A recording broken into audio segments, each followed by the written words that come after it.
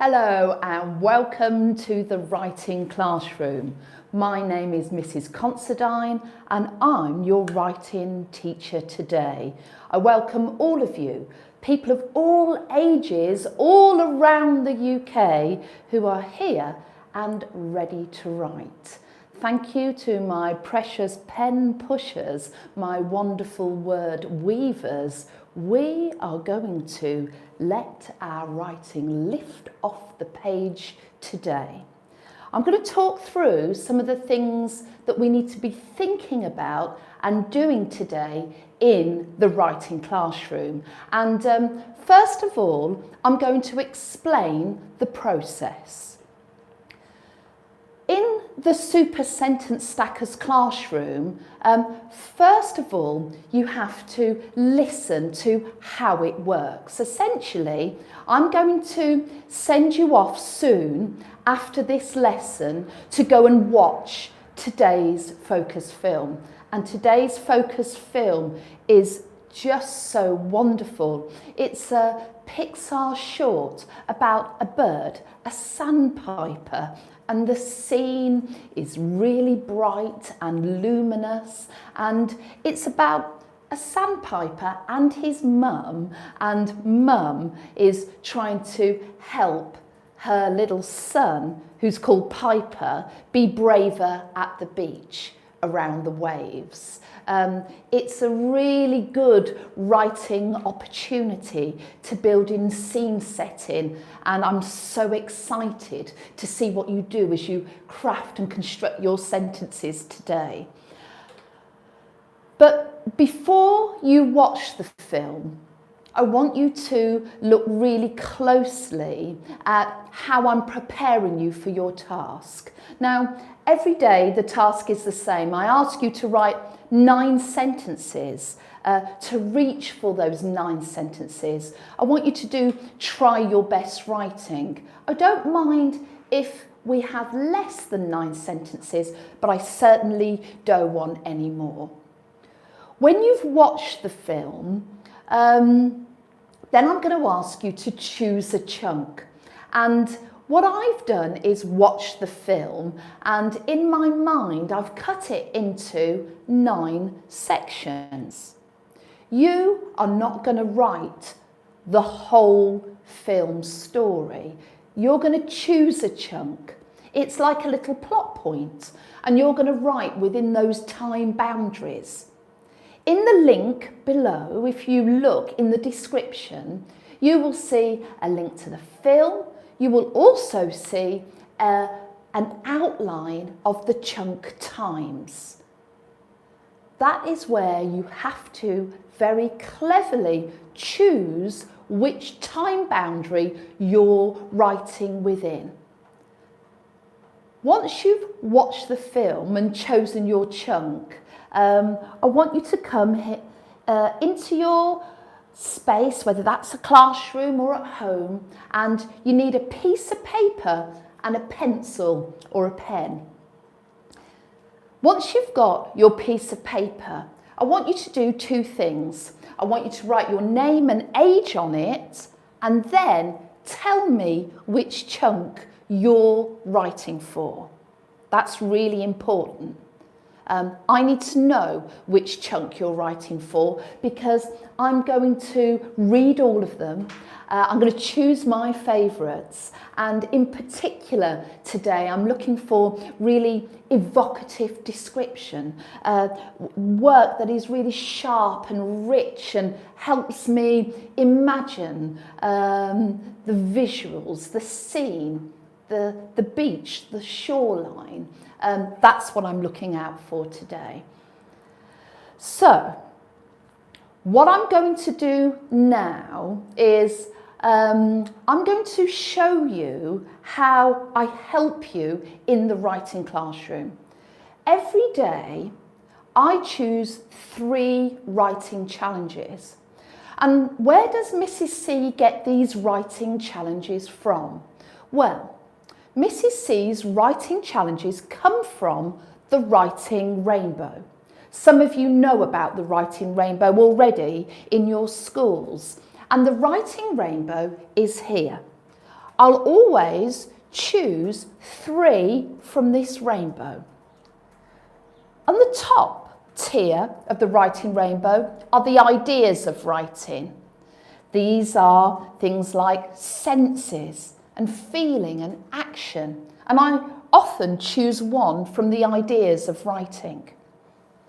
I also will ask you to do things for grammar reasons, and I'll choose a lens on the grammar for writing section of the rainbow. And then sometimes I ask you to do a boomtastic, which is a technique of writing, like a simile or rhyme. I'm going to tell you what today's writing challenges are, and I've taken them from the writing rainbow. I'm going to tell you about them in quite a bit of detail because these are the writing challenges that I want you to include in your 9-sentence chunk. And I can really see the children who've been listening along and applying the ideas to their writing. Those are the writers that stand out to me. Okay. Right, let's have a look at today's writing challenges. This symbol means sentence structure.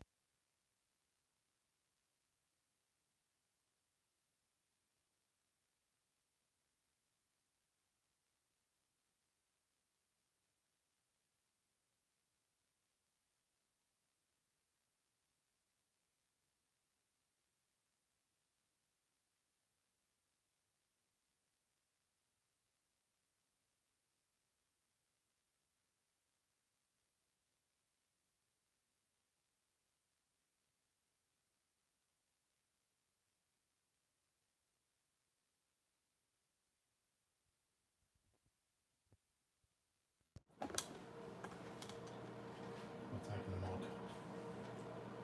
You can talk.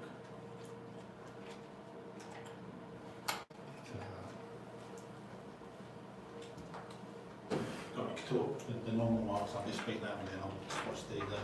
Okay, well, Mrs. C has just lost her sound there, so I'm going to project now without my microphone. We're just changing the battery, so I might flip back to microphone. I hope you can still hear me. I'm just going to retract a little bit back to, just as a reminder, because I'm not sure whether you've heard that or not.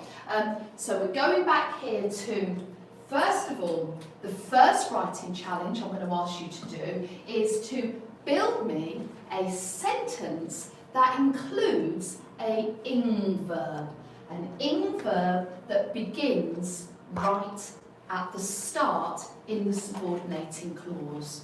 I don't want anybody to worry because Mrs. C is here to help you, and once you see it in the writing, then you'll be really sure about what to do. The second thing we're going to do to really make this scene come to life, to make it more vivid, to make it more expressive, we're going to drench the scene in sounds. And they're going to be outdoor sounds, beach sounds. And we're going to really think about the sounds of the sea. And this is going to make our writing richer and sharper. And then the third thing we're going to do is we're going to drop in a hyphenated word. But we're going to be very clever about that. We're going to build a hyphenated word that feels a little bit like a quick simile. And I'm going to explain exactly what I mean. And remember, hyphens join 2 separate words and they show the reader that they are one complete unit. Okay, right. Oh, I'm going to put my microphone back on so that you'll be able to hear me a little bit better. So just bear with me a minute. This should be better for all of us when I'm building the writing. Okay, thank you. Are we back in? I hope you can hear me now. if you could let us know if you can hear us again back in the chat. That's wonderful. Okay, here we go then. These are the 3 challenges. A complex sentence starting with an ing verb. We're going to drench our story in sounds, and we're going to build a very clever quick simile idea with a hyphen. This is what these symbols mean from the writing rainbow. Complex sentence, sounds, a very clever punctuation device, hyphen. Okay. What Mrs. C is going to do now is really the most important part of today. And the most important part is that you see me be a writer. I want you to look very closely at some of the things I'm showing you. It's not just the words on the page. What I am saying really loud and clear is this piece of paper is our workable territory. And under my stewardship, you're going to see me not only write, you're going to see the writer's brain. You're going to look inside my mind and you're going to see me struggle with spelling sometimes, tossle and tussle with words, reject things, keep things, and I'm going to make my thinking as visible as I can so that you can watch 2 things at once: the crafting and construction of the language, but also my thinking and the modelling of my choices. Okay, are you ready? Mrs. C, I'm going to write my name on here, so that's always where you start, and my age, and I've chosen chunk 2 from the film. Okay, and that's going to be really important, and that's going to be, I'm going to pin that on my piece of paper. Right, here we go. Chunk 2 is when Piper pops his head out, the little bird, and sees actually the broad width of the seashore, the vastness of the beach. And it's so wonderful and it's so bright. I'm going to think about this sort of this movement verb, but this movement is going to be that the scene is drenched with light. So actually the movement I want through reflecting and showering and drenching is the light and brightness of the scene. Now I quite like the word showering, but I don't know if that's exactly the word I want. I'm going to go over to my thesaurus thinking spot. I'm going to write down showering, and then I'm going to think about other ing verbs that I could use to describe the light. Showering, arrowing. Oh, that's interesting. Arrowing. I've automatically put a capital letter because I know I'm going to start with these verbs. Let's think.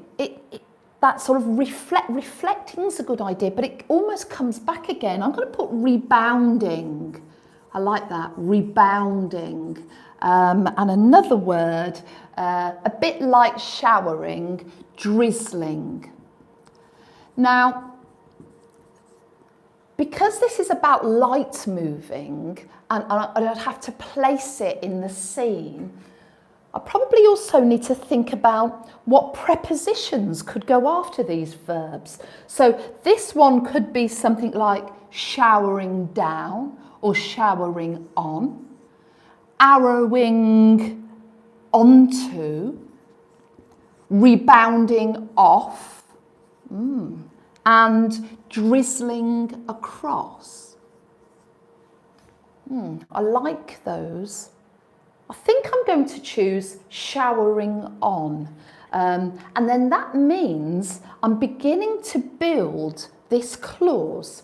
Showering on, and I want to show the reader that it's the light and where it's going, showering on the rippling sea, but I need to make sure that the reader knows I mean the light now. So this is a lovely clause. I've got a verb there, but it doesn't make sense yet. Showering on the rippling sea, I must talk about the light. Wands of golden light. Wands of slanted, oh, I could do that. Slanted golden light, reflected. Oh, I love the way this has lots of light words in it. Slanted, wands of slanted, I'm going to put a comma there, slanted golden light reflected the glow of the day, the brightness of the day. I quite like glow, reflected the glow of the day. I'm going to read that back, of the day, full stop. Here's my subordinating clause. And I've also got a verb here in the main clause. Okay, showering on the rippling sea, wands of slanted golden light reflected the glow of the day. Wow, I can really feel that being really engaging and expressive. I like it. Okay, sounds. I'm going to really think about now the sounds of the beach. And actually in the film, waves are really important. So I'm going to try and capture some of those sounds. Let's place the reader now near the waves. I'm going to start with the word where. Where the waves, where the breakers. Oh, I like breakers. Where the breakers. Now, I want these sort of sound words coming through. Let me go over to my thesaurus thinking part of the classroom, and I'm going to gather now sounds of the waves. Let me have a little think. We could have crashed, where the waves crashed. We could have splashed. We could have roared, almost like sounds that humans make. We could have rumbled.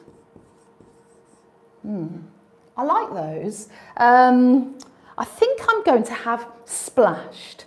Where the breakers splashed. Where the breakers splashed. The pebbled sand was alive with sounds, something like that, was alive with sound, full stop. I still want the movement coming through of the waves, and we often say things like ebbing and flowing and toing and froing, but it's a bit of a cliche. I might break it up and take one of those words but put an unexpected word with it. Maybe take the ebbing part but change the second part. The ebbing and pulsing. You're not expecting pulsing, so it's a little bit more engaging. The ebbing and pulsing of the sea slushed back and forth. Back and forth. Just so that the reader can really feel it's the sound I want them to connect with. It'd be really good now if we'd have a collection of adverbs we could generate that are about sounds, like how it's happening. I'm thinking of a word like rhythmically. I don't know if that's the word I want to choose though. So let's go over here and see if we can gather more of these sort of adverbs about sound. Rhythmically is definitely one that could work. Rhythmically. Musically, that's in the same sound family. Melodiously, melodiously, nearly got tripped up there. Always sound out and see if phonics can help you. And it's often in the middles of words we find it tricky. Slow it down. Melodiously, musically, harmoniously. Oh, I love all of those. I think I'm going to have rhythmically in the end because it is very rhythmic, you know, the backwash and forward of waves, back and forth rhythmically. I like all of those, that little musical adverb there, rhythmically. There you go. Remember, if you get a really tough word in your writing and you think, I don't know how to spell it, you always need to be a brave writer. You can just write it down and do try your best spelling because you can check it later. You know, that's what we can do in editing. Okay. I've done really well there, I think. But I'm going to have a look at this idea now. This, how we can almost do a quick simile, but make a new word, a whole unit, using a hyphen. And I've had an idea where I can see that the sand is really golden and yellow. And I'm now going to think of other things that are golden. And I'm going to go over here and gather some of those ideas because I think we were looking at this yesterday and I think some will work and some less so. So let's have a little think about things in the world that are gold or yellow in colour. So I thought a nice idea might be the moon, but that could confuse, let me start down here actually, because we always go this way, don't we? I don't know why I was starting at the top. Sunrise, moon. I'm going to reject moon straight away because we're in the day and it could be confusing. Butter, that's a nice idea, butter. And what about necklace? They're my other things that are gold. Now, I'm going to gather that, and before I start that right, in a minute, I'm going to check my writing. Okay. So, gold things. This is the sort of thing I mean when you can do sort of a quick simile, hyphened word idea. Okay, are you ready? Piper's mum, because this is the part where she waddles off, Piper's mum, oh look, I put a belonging apostrophe in there because that is Piper's mum. Piper's mum waddled, is maybe for Piper but not for mum. She's confident. I want to show that in the verb I choose. Sauntered. Piper's mum sauntered along. Sauntered along the. And now look at what I do here. Sauntered along the. I'm going to put sand, but before I do that, I'm going to put gold. And I'm going to choose the really important word that I can make a comparison with and think of it as a unit. Look, I could do this, butter, hyphen, gold, and the reader can see it together. Piper's mum sauntered along the butter gold sand and called her, not her, I nearly did a pronoun slip up there, and called him to join her. I'm not sure, butter gold, necklace gold, sunrise gold. Oh, I like butter gold, I think. I'm going to read it back because you never know in writing if you've done it correctly. Showering on the rippling sea, wands of slanted golden light reflected the glow of the day. Where the breakers splashed, comma, where the breakers splashed, the pebbled sand was alive with sound. The ebbing and pulsing of the sea slushed back and forth rhythmically. Right, I think I've spelt that wrong. Rhythm is such a hard word to spell, and I'm going to break it into two parts. I'm going to get the rhythm right, and then I'm going to get the other part right. So I think rhythm, and then I know if I concentrate, there's these silent letters here, rhythmically. Oh, that's a tough one. Rhythm. It's one of those words that you just have to learn. Rhythm. R-H-Y-T-H-M. Rhythmically. Piper's mum sauntered along the buttergold sand and called him to join her. Well, we actually did some really tricky stuff there. And what Mrs. C is going to ask you to do now is, I want you to choose your chunk. And when you're doing your writing, I want you to really think about an ing starting verb sentence. I then want you to really include lots of sounds in your writing. And then finally, could you do almost like a colour quick simile idea and create a new hyphenated word so the reader can see it as a unit together? Those are your writing challenges today. So let's just have a little recap about what I want you to do now. I want you to go and get comfy.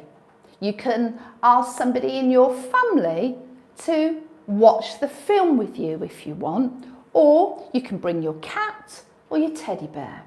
I want you to watch the film, and then I want you to choose a chunk, just one chunk. I challenge you to write 9 sentences and include today's writing lenses.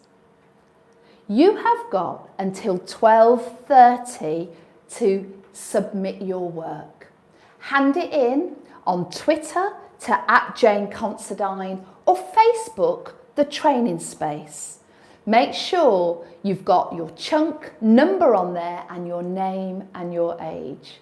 I will read your work and then I will choose my favourites, and I will meet you then in the reading room at 3:30, where I will sew and embroider together the whole story for the nation, and I will do a roll call of celebrations of those children and adults who have made it. So I will see you later today at 3:30 in the reading room. Thank you.